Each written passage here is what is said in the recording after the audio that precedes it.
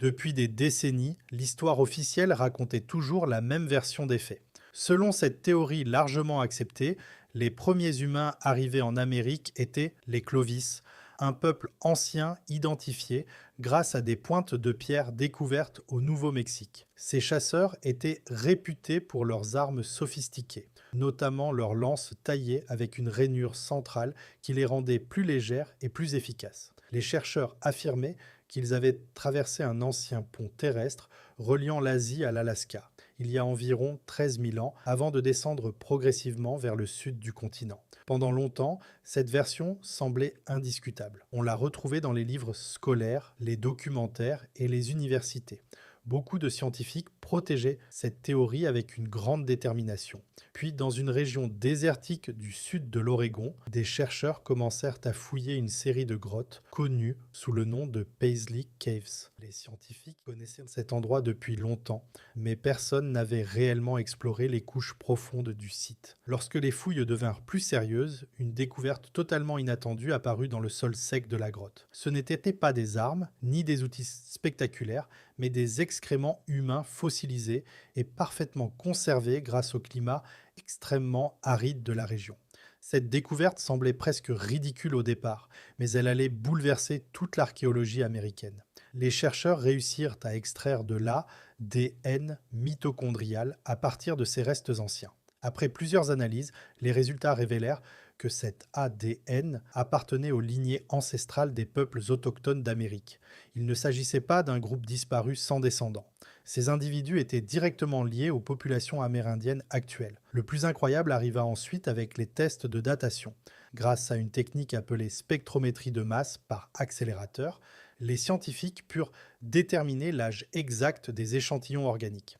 Les résultats indiquaient plus de 14 000 ans. Cela signifiait que des humains vivaient déjà en Amérique au moins 1000 ans avant l'arrivée supposée des Clovis. Cette découverte ébranla immédiatement les fondements de la théorie officielle. Pourtant, Paisley Caves n'était pas le premier indice montrant que l'histoire traditionnelle était peut-être fausse. Des années auparavant, un autre site avait déjà semé le doute dans l'esprit de certains chercheurs. À l'est des États-Unis, en Pennsylvanie, se trouvait un endroit appelé Meadowcroft Rock Shelter. Ce refuge naturel était situé près d'un petit ruisseau et protégé par une immense avancée rocheuse. Beaucoup pensaient qu'il avait probablement servi d'abri à des voyageurs préhistoriques. Dans les années 1950, un historien local découvrit des objets étranges dans un trou creusé par une marmotte. Cette trouvaille attira l'attention des archéologues. En 1973, des fouilles approfondies commencèrent sous la direction du scientifique Jim Adovasio. Plus il creusait profondément, plus les artefacts découverts semblaient anciens. Les analyses forcées finirent par révéler des dates allant de 16 000 à 19 000 ans. Lorsque les résultats furent publiés, une partie de la communauté scientifique réagit très mal. Certains accusèrent les chercheurs d'avoir contaminé les échantillons. D'autres refusèrent simplement de considérer les preuves. Avec le temps, cette réaction défensive reçut même un nom, le syndrome de la suprématie Clovis. Malgré les nouvelles découvertes, beaucoup de spécialistes continuaient à croire que les Clovis restaient les premiers habitants du continent. Puis une autre découverte apparut en Oregon, à environ 70 miles des grottes de Paisley.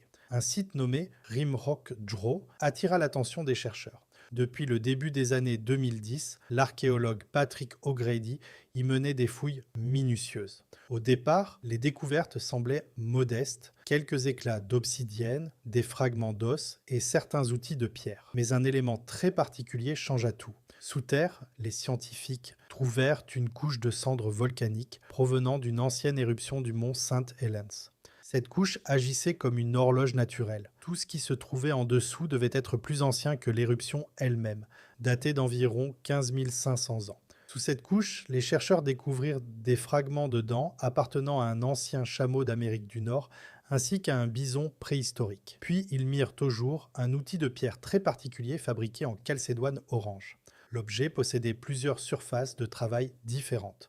Une partie servait probablement à couper, une autre à gratter. Les bords étaient usés par des années d'utilisation intensive. Le détail le plus important était sa position dans le sol. L'outil reposait encore plus profondément que les dents des animaux préhistoriques.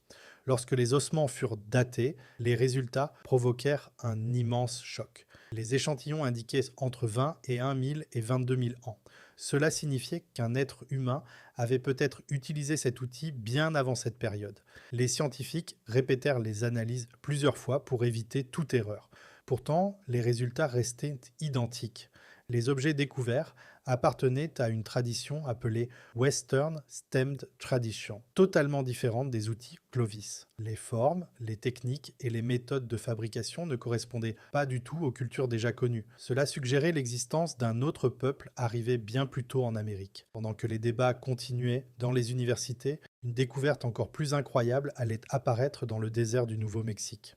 À White Sands National Park, des chercheurs remarquèrent des traces étranges imprimées dans le sol blanc de gypse. En étudiant de plus près, ils réalisèrent qu'il s'agissait de véritables empreintes humaines conservées depuis la dernière période glaciaire. Certaines traces appartenaient à des adultes, d'autres à des enfants. Les scientifiques pouvaient même distinguer les orteils et la forme des arches des pieds. Les empreintes semblaient raconter l'histoire d'un groupe avançant près d'un ancien lac disparu depuis des milliers d'années. Quelques pistes montraient des individus courant rapidement à travers la boue humide avant que le soleil ne durcisse le terrain. Les premiers tests réalisés sur des graines retrouvées dans les mêmes couches de sédiments donnèrent un âge compris entre 20 et 1 000 et 23 000 ans.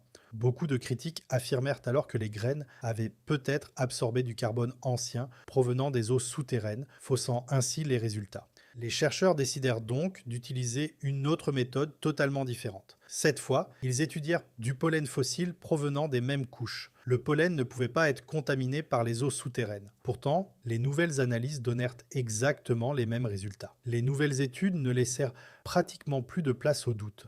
3 types de matériaux différents furent examinés séparément. Des graines anciennes, du pollen et de la matière organique provenant des dépôts de boue. Les 3 analyses confirmèrent exactement la même période. Des humains avaient bel et bien marché sur ces terres il y a plus de 20 000 ans, au plus fort de l'ère glaciaire. Cette révélation bouleversa profondément les spécialistes. Selon l'ancienne théorie, l'Amérique du Nord était alors pratiquement inaccessible à cause des immenses calottes de glace qui recouvraient une grande partie du continent. Pourtant, ces empreintes montraient clairement que des familles entières, y compris des enfants, vivaient déjà dans cette région bien avant l'apparition supposée des Clovis. Mais l'histoire allait devenir encore plus étrange avec une découverte faite presque par accident en Californie du Sud. Tout commença lors de travaux routiers ordinaires. Une équipe de construction creusait le sol lorsqu'une machine heurta quelque chose de dur.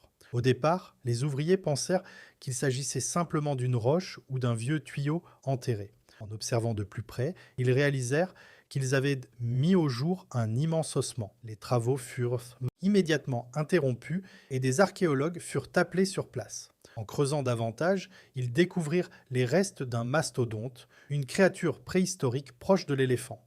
Mais ce qui terrifia réellement les chercheurs n'était pas l'animal lui-même, c'était l'état de ses os. Les os présentaient pointe des fractures en spirale, un type de cassure très particulier qui ne peut se produire que lorsque l'os est encore frais. Les os fossilisés ne se brisent pas ainsi. Ils éclatent simplement en morceaux. Ces fractures indiquaient clairement qu'une force importante avait été appliquée sur les os peu après la mort de l'animal. Autour des restes, les scientifiques trouvèrent également plusieurs grosses pierres qui ne correspondaient pas du tout à la géologie naturelle du site. Ces roches avaient probablement été transportées volontairement par des êtres vivants. Selon les chercheurs, elles avaient servi de marteau et d'enclume pour casser les os du mastodonte afin d'en extraire la moelle nutritive. Puis vint la partie la plus controversée de toute cette affaire. Les analyses de datation réalisées grâce à la méthode uranium-thorium donnèrent un résultat presque impossible à croire. Les os avaient environ 130 700 ans. Cette date dépassait complètement toutes les théories connues concernant la présence humaine en Amérique. À cette époque, Homo sapiens n'était même pas encore largement répandu dans plusieurs régions du monde. Les chercheurs responsables de l'étude publièrent leurs conclusions avec une extrême prudence, conscients que leurs résultats allaient provoquer un immense scandale scientifique. Selon leur hypothèse, une forme d'humain inconnu aurait pu atteindre l'Amérique du Nord il y a plus de 130 000 ans. Certains spécialistes refusèrent totalement cette idée, préférant ignorer le site plutôt que d'essayer de l'expliquer. D'autres reconnurent discrètement que les preuves étaient troublantes, mais trop dangereuses pour leur carrière. La grande question restait entière. Qui étaient ces êtres capables de briser les os d'un mastodonte il y a si longtemps? Aucune théorie officielle ne parvenait réellement à répondre. Pendant des décennies, la plupart des scientifiques avaient soutenu qu'il n'existait qu'une seule route d'entrée vers les Amériques, le pont terrestre de Bering, reliant autrefois la Sibérie à l'Alaska. Mais les nouvelles découvertes commencèrent à suggérer quelque chose de beaucoup plus complexe. Certains chercheurs avancèrent alors une idée autrefois jugée absurde. Et si les premiers habitants de l'Amérique étaient arrivés par la mer plutôt que par la terre? Et si leur voyage avait commencé bien plus au sud, peut-être même depuis les côtes de Chine? Cette hypothèse semblait longtemps impossible parce qu'on pensait que les humains anciens n'étaient pas capables de naviguer sur de longues distances maritimes. Pourtant, une découverte réalisée en Méditerranée allait complètement changer cette vision. Sur l'île de Crète, des archéologues trouvèrent des outils de pierre extrêmement anciens. Le problème était simple mais énorme. La Crète est une île depuis environ 5 millions d'années. Elle n'a jamais été reliée au continent par un pont terrestre. Cela signifiait qu'aucun humain ne pouvait y arriver à pied. Les outils découverts avaient entre 130 000 et 700 000 ans, bien avant l'apparition des humains modernes. Cela voulait dire qu'une forme ancienne d'humanité possédait déjà la capacité de construire des embarcations capables de traverser des dizaines de kilomètres d'océan ouvert. Cette découverte força les chercheurs à revoir complètement leurs idées sur les capacités des humains préhistoriques. Si des groupes anciens pouvaient naviguer en Méditerranée il y a plus de 130 000 ans, alors il devenait possible qu'ils aient aussi traversé d'autres régions côtières du monde. Peu après, la génétique apporta de nouveaux indices fascinants. Des scientifiques étudiant certains groupes d'ADN mitochondrial découvrirent des liens très forts avec des populations vivant autrefois sur les côtes du nord de la Chine. Les analyses suggéraient non pas une seule migration vers les Amériques, mais plusieurs vagues différentes. Selon certaines hypothèses, un premier groupe aurait atteint l'Amérique il y a environ 26 000 ans en suivant les côtes du Pacifique à bord d'embarcations rudimentaires. Ces voyageurs auraient avancé lentement de génération en génération, survivant grâce à la pêche, aux coquillages et aux oiseaux marins. Un second groupe serait arrivé beaucoup plus tard par la voie terrestre de Bering. Ce sont probablement ces populations qui furent ensuite associées aux cultures Clovis. Les chercheurs commencèrent également à remarquer des ressemblances frappantes entre certains outils retrouvés en Chine, au Japon et dans les Amériques. Les méthodes de taille de pierre, les formes des lames et certains types de pointes semblaient partager des caractéristiques communes. Petit à petit, toute l'ancienne chronologie enseignée dans les écoles commença à s'effondrer. Les premiers habitants de l'Amérique n'étaient peut-être pas ceux que l'on croyait, ils n'étaient probablement pas arrivés au moment indiqué par les anciens manuels, et surtout, ils n'avaient peut-être pas utilisé les routes que les scientifiques imaginaient depuis si longtemps. Les grottes de Paisley, les outils de Rimrock Draw, les empreintes de White Sands et les os fracassés de Californie racontaient tous une histoire différente. Une histoire beaucoup plus ancienne, plus mystérieuse et infiniment plus complexe que tout ce que l'on avait accepté auparavant. Chaque nouvelle fouille semblait ajouter un nouveau morceau à un immense puzzle encore incomplet. Les chercheurs savaient désormais qu'il restait probablement d'innombrables découvertes enfouies sous le sol américain, attendant simplement d'être révélées. Pour beaucoup de scientifiques, le véritable problème n'était plus de savoir si des humains étaient arrivés plus tôt que prévu, mais plutôt combien de vagues migratoires différentes avaient réellement existé. Peut-être que plusieurs peuples distincts avaient atteint le continent à des époques séparées. Peut-être que certaines de ces populations avaient disparu sans laisser de descendants connus. D'autres spécialistes commencèrent même à envisager que les capacités technologiques des humains anciens avaient été largement sous-estimées pendant des décennies. Les embarcations primitives, autrefois considérées comme impossibles pour les peuples préhistoriques, devenaient désormais une explication crédible. Et pourtant, malgré toutes ces preuves, de nombreux débats continuaient encore dans les universités et les laboratoires du monde entier. Certains chercheurs refusaient toujours d'abandonner l'ancienne théorie Clovis, tandis que d'autres estimaient que l'histoire officielle devait être complètement réécrite. Au fil des années, les nouvelles découvertes commencèrent à transformer profondément la manière dont les chercheurs percevaient les débuts de l'humanité en Amérique. Chaque site archéologique semblait désormais contredire une partie des anciennes certitudes. Ce qui paraissait autrefois impossible devenait progressivement envisageable. Les scientifiques réalisèrent aussi que le problème venait peut-être de leur manière d'interpréter les preuves. Pendant longtemps, beaucoup avaient recherché uniquement des outils ressemblant aux célèbres pointes Clovis. Tout ce qui était différent était souvent ignoré ou classé comme anomalie. Mais avec les découvertes récentes, cette approche devint de plus en plus difficile à défendre. Dans plusieurs régions du continent, des traditions d'outils totalement différentes apparurent. Certaines cultures anciennes fabriquaient des lames longues et étroites. D'autres utilisaient des techniques de taille beaucoup plus simples mais tout aussi efficaces. Cela suggérait que différentes populations avaient peut-être développé leurs propres méthodes indépendamment les unes des autres. Les analyses génétiques renforcèrent encore cette idée. En étudiant l'ADN ancien ainsi que celui des peuples autochtones actuels, les chercheurs découvrirent des traces de migration complexes étalées sur des milliers d'années. Les données ne correspondaient plus à une seule arrivée humaine rapide et unique. Certains groupes semblaient avoir longé les côtes du Pacifique. D'autres auraient utilisé des routes terrestres plus tardives. Quelques scientifiques allèrent même jusqu'à envisager des déplacements maritimes très anciens, reliant différentes parties de l'Asie et des Amériques. Ces hypothèses provoquèrent de violentes discussions dans le monde académique. Pour de nombreux chercheurs ayant consacré toute leur carrière à la théorie traditionnelle, accepter ces nouvelles idées revenait à reconnaître que des décennies d'enseignement devaient être corrigées.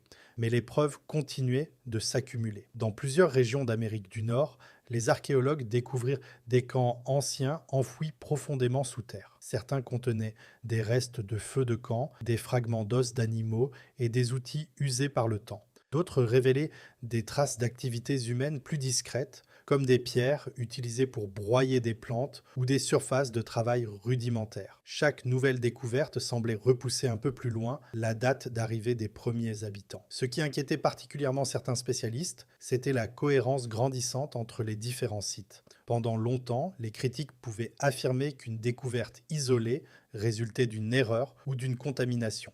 Mais lorsque des dizaines de sites éloignés les uns des autres commencèrent à raconter une histoire similaire, il devint beaucoup plus difficile d'ignorer les conclusions.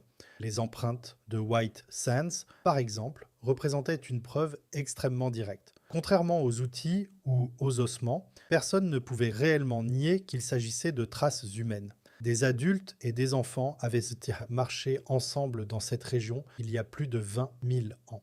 Les marques de leurs pas étaient encore visibles des milliers d'années plus tard. Les chercheurs commencèrent alors à imaginer ce que pouvait être la vie de ces peuples anciens. Ils vivaient dans un monde radicalement différent du nôtre. Une grande partie de l'Amérique du Nord était couverte de glaciers immenses. D'énormes mammifères parcouraient les plaines, mastodontes, bisons géants, chevaux sauvages et anciens chameaux. Ces groupes humains devaient survivre dans des conditions extrêmement difficiles. Ils se déplaçaient probablement en petites communautés familiales, suivant les ressources saisonnières et les migrations animales. Ils fabriquaient leurs outils avec les pierres disponibles autour d'eux et utilisaient chaque partie des animaux qu'ils chassaient. Les fractures observées sur les os du mastodonte de Californie montrent d'ailleurs une connaissance très précise de l'anatomie animale. Les individus ayant cassé ces os savaient exactement comment accéder à la moelle nutritive enfermée à l'intérieur. Cela révèle une expérience accumulée pendant de nombreuses générations. Peu à peu, certains scientifiques commencèrent à penser que l'histoire humaine en Amérique pourrait être bien plus ancienne encore que tout ce qui avait déjà été découvert, si des groupes humains étaient capables de voyager par bateau il y a plus de 100 000 ans. Alors, certaines migrations très anciennes pourraient avoir laissé seulement des traces extrêmement rares. Le problème principal reste cependant la fragilité des preuves archéologiques. Le temps détruit la plupart des traces humaines. Le bois pourrit, les tissus disparaissent et les campements sont souvent effacés par les changements climatiques. Dans de nombreuses régions, les glaciers ont également écrasé ou recouvert d'anciens sites potentiels. C'est pourquoi certaines découvertes semblent presque miraculeuse. Les excréments fossilisés de Paisley Caves ont survécu uniquement grâce à l'air sec du désert. Les empreintes de White Sands ont été protégées par des couches de sédiments. Les os du mastodonte californien furent ensevelis rapidement après leur fracture. Chaque preuve retrouvée représente donc probablement une infime partie de ce qui a réellement existé. Plus les chercheurs avancent, plus ils comprennent aussi que les premiers habitants de l'Amérique n'étaient pas nécessairement un seul peuple homogène. Il est possible que différentes cultures aient coexisté ou se soient succédé sur des milliers d'années. Certaines migrations ont peut-être échoué complètement, des groupes entiers ont pu disparaître sans laisser de descendants modernes identifiables. D'autres populations ont probablement fusionné avec des migrants arrivés plus tard. Les découvertes génétiques jouent aujourd'hui un rôle essentiel dans cette enquête. Grâce au progrès de la technologie, les scientifiques peuvent analyser des fragments d'ADN extrêmement anciens et les comparer aux populations modernes. Ces analyses permettent parfois de reconstruire des déplacements humains datant de plusieurs dizaines de milliers d'années. Cependant, beaucoup de mystères demeurent sans réponse. Les chercheurs ignorent toujours exactement quand les premiers humains ont atteint les Amériques. Ils ne savent pas non plus combien de routes différentes furent utilisées. Certaines hypothèses parlent de voyages côtiers le long du Pacifique. D'autres imaginent des traversées maritimes plus ambitieuses. Quelques chercheurs continuent malgré tout de défendre l'idée que le pont terrestre de Bering reste l'explication principale. Mais une chose semble désormais certaine, l'histoire simplifiée enseignée autrefois ne suffit plus. Les découvertes récentes obligent les scientifiques à accepter une réalité beaucoup plus complexe. Les premiers habitants de l'Amérique étaient probablement des explorateurs remarquablement adaptables. Ils ont survécu au climat glacial, traversé des territoires immenses et peut-être même naviguer sur des océans dangereux avec des moyens rudimentaires. Leur histoire ne ressemble plus à une seule migration rapide traversant un pont terrestre gelé. Elle ressemble plutôt à une longue série de voyages, de rencontres, d'échecs et de survies étalés sur des dizaines de milliers d'années. Pendant ce temps, les fouilles continuent dans plusieurs régions encore peu explorées.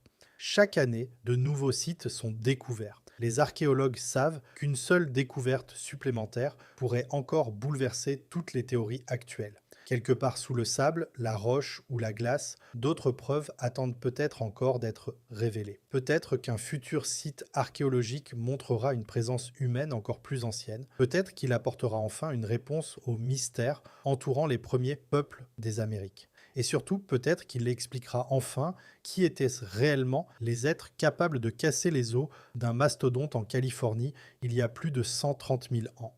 Cette question reste aujourd'hui l'une des plus troublantes de toute l'archéologie moderne. Au-delà des débats scientifiques, ces découvertes ont également changé la manière dont beaucoup de personnes regardent l'histoire humaine elle-même. Pendant longtemps, les anciennes civilisations étaient souvent présentées comme primitives, limitées et incapables de grandes innovations.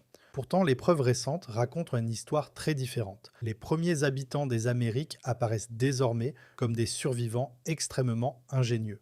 Ils ont dû affronter des paysages hostiles, des hivers terribles et des distances immenses. Certains groupes ont probablement suivi les côtes pendant des générations entières, avançant lentement à travers des territoires inconnus. D'autres ont traversé des plaines glacées remplies d'animaux gigantesques. Le simple fait que des humains aient pu atteindre ces régions aussi tôt démontre des capacités d'adaptation remarquables. Ils devaient savoir fabriquer des vêtements adaptés au froid, organiser leurs déplacements, trouver de la nourriture dans des environnements difficiles et transmettre leurs connaissances à travers les générations.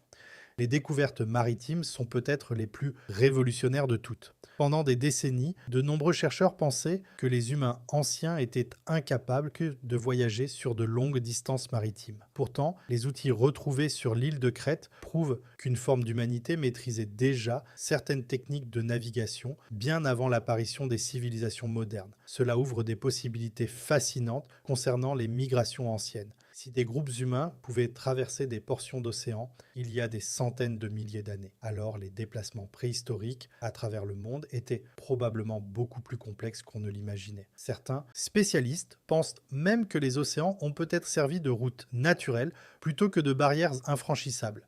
Les côtes fournissaient de la nourriture abondante, poissons, coquillages, oiseaux marins et mammifères côtiers. En suivant simplement les rivages génération après génération, des groupes humains pouvaient progressivement explorer de nouveaux territoires sans avoir besoin de traverser directement les continents. Cette théorie expliquerait pourquoi certaines des plus anciennes traces humaines en Amérique semblent situées près des régions côtières ou d'anciens lacs. Les chercheurs modernes utilisent aujourd'hui des technologies extrêmement avancées pour continuer leurs investigations. Les scanners géologiques permettent de détecter des structures enfouies sous terre. Les analyses chimiques révèlent des détails invisibles à l'œil nu. Les laboratoires d'ADN anciens peuvent parfois reconstruire des informations à partir d'échantillons minuscules. Même les empreintes humaines fossiles sont désormais étudiées avec des modèles numériques sophistiqués. Les scientifiques peuvent analyser la profondeur des pas, la manière dont les individus marchaient et parfois même estimer leur âge ou leur vitesse de déplacement. Grâce à ces outils modernes, les découvertes deviennent de plus en plus précises. Pourtant, chaque nouvelle réponse semble aussi créer de nouvelles questions. Par exemple, si plusieurs migrations anciennes ont réellement eu lieu, pourquoi existe-t-il si peu de traces visibles aujourd'hui? Une possibilité était que beaucoup de sites archéologiques soient désormais sous l'eau. Durant la dernière période glaciaire, le niveau des océans était beaucoup plus bas qu'aujourd'hui. Les anciennes côtes, utilisées par les voyageurs préhistoriques, sont maintenant englouties sous des centaines de mètres d'eau. Cela signifie que certaines des preuves les plus importantes de l'histoire humaine pourraient reposer au fond des océans. Les archéologues sous-marins commencent d'ailleurs à explorer cette possibilité. Dans différentes parties du monde, des chercheurs examinent d'anciennes lignes côtières submergées à la recherche de traces d'activité humaine. Les résultats restent encore limités, mais plusieurs découvertes prometteuses ont déjà été signalées. Un autre aspect fascinant concerne les relations possibles entre différentes espèces humaines. Si le site californien, vieux de plus de 130 000 ans, est authentique, alors les individus responsables n'étaient peut-être pas des Homo sapiens modernes. Ils pourraient appartenir à une autre branche de l'humanité, encore inconnue. Cette idée paraît presque irréelle, mais l'histoire récente de la paléoanthropologie montre que de nombreuses surprises restent possibles. Au cours des dernières décennies, les scientifiques ont découvert plusieurs espèces humaines inconnues auparavant, comme les Denisoviens. Certaines ont coexisté avec les humains modernes pendant des milliers d'années. Il devient donc de plus en plus difficile d'affirmer avec certitude que nous connaissons déjà toute l'histoire de l'humanité. Les débats autour des premiers Américains montrent aussi quelque chose d'important sur le fonctionnement de la science elle-même. Les théories scientifiques ne sont jamais complètement fixes. Elles évoluent lorsque de nouvelles preuves apparaissent. Parfois, des idées considérées comme impossibles pendant des décennies deviennent finalement acceptées grâce à l'accumulation progressive des découvertes. Cependant, ce processus peut être très lent. Beaucoup de chercheurs hésitent naturellement à abandonner des modèles qu'ils ont étudiés toute leur vie. Les institutions universitaires changent rarement rapidement. Les controverses scientifiques peuvent durer des années, parfois même des générations entières. Dans le cas des premiers habitants des Amériques, cette résistance fut particulièrement forte parce que la théorie Clovis était devenue presque symbolique dans l'archéologie nord-américaine. Elle représentait un récit simple, clair et facile à enseigner. Remettre cette histoire en question signifiait réexaminer des décennies de recherche. Aujourd'hui pourtant, une nouvelle génération de chercheurs semble beaucoup plus ouverte à des scénarios complexes. Beaucoup acceptent désormais que les migrations humaines anciennes furent probablement multiples et variées. Les futures découvertes pourraient encore transformer complètement notre compréhension actuelle. Certains archéologues pensent que des sites extrêmement anciens restent cachés dans des régions encore peu explorées du Canada, de l'Alaska ou même de l'Amérique du Sud. D'autres concentrent leurs recherches sur les côtes submergées du Pacifique. Il est également possible que certaines preuves aient déjà été découvertes dans le passé, mais mal interprétées à cause des anciennes théories dominantes. Des collections d'objets conservés dans des musées pourraient contenir des indices passés inaperçus pendant des décennies. Finalement, toute cette histoire rappelle surtout que l'aventure humaine est bien plus vaste et mystérieuse qu'on ne l'imaginait autrefois. Les premiers peuples des Amériques n'étaient pas simplement des silhouettes traversant un pont de glace à une époque précise. Ils étaient probablement des explorateurs audacieux, capables d'adaptation, d'innovation et de survie dans des conditions extraordinaires. Leurs voyages ont peut-être commencé bien avant ce que les anciens manuels scolaires affirmaient. Ils ont peut-être utilisé des routes que nous commençons seulement à envisager aujourd'hui. Et surtout, ils ont laissé derrière eux des traces qui continuent encore de défier les certitudes modernes. Chaque empreinte fossilisée, chaque outil usé, chaque fragment d'ADN ancien représente une voix silencieuse venue du passé. Ces traces racontent une histoire humaine beaucoup plus ancienne, plus complexe et plus surprenante que celle enseignée pendant des générations. Et quelque part, enfouie sous la terre, sous la glace ou sous les océans, la prochaine découverte attend peut-être déjà d'être trouvée.